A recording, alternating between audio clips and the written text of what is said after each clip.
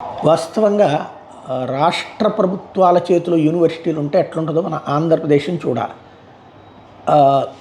ఇక్కడైతే పేరుకి రాష్ట్ర ప్రభుత్వం ఏది మన గవర్నర్ చేతిలో ఉన్న ఛాన్సలర్గా ఉండేటటువంటి గవర్నర్ చేతిలో, కానీ నడిపించేది రాష్ట్ర ప్రభుత్వమే.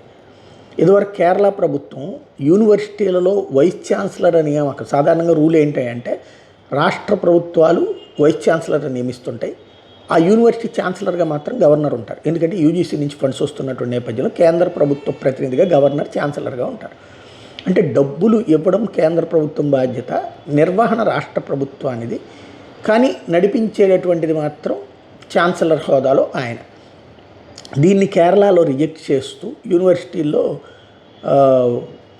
డైరెక్ట్గా ముఖ్యమంత్రికి పాత్ర అంటే దాన్ని కొట్టేసింది హైకోర్టు. హైకోర్టు అంశం మీద సుప్రీంకోర్టుకి వెళ్తే సుప్రీంకోర్టు కూడా కొట్టేస్తూ గవర్నరే ఛాన్సలర్ అని తేల్చి చెప్పింది. అయితే అది తెలిసినా కూడా ఆ తర్వాత తమిళనాడు ఇష్యూలో కూడా ఇట్లాగే జరిగినా కూడా ఇప్పుడు బెంగాల్ ముఖ్యమంత్రి మమతా బెనర్జీ నాటకం ఆడాలి కదా, అందుకోసమని తను మళ్ళీ ఒక అసెంబ్లీలో బిల్లు పెట్టేసింది, ఛాన్సలర్గా గవర్నర్ని తీసిపడేసి తను ఉండేటట్టు అన్నటువంటి. అయితే ఆ బిల్లుని శాసనసభ ఆమోదిస్తుంది, ఆటోమేటిక్గా ఆవిడకి మెజారిటీ ఉంది కాబట్టి అక్కడి నుంచి గవర్నర్ ఏం చేశారు, దాన్ని తీసుకెళ్ళి రాష్ట్రపతికి పంపించారు. మొన్ననే సుప్రీంకోర్టు చెప్పింది కదా, ఐదర్ పాజిటివ్ ఆర్ నెగిటివ్, తిప్పి పంపించండి లేకపోతే ఉంచుకోండి, ఉంచొద్దు, దాన్ని తిప్పి పంపించే అధికారం మీకుంది, మాకంటే కూడా రాష్ట్రపతికి గవర్నర్కి ఎక్కువ అధికారం ఉందని న్యాయస్థానాలు కూడా తేల్చి చెప్పినాయి కదా.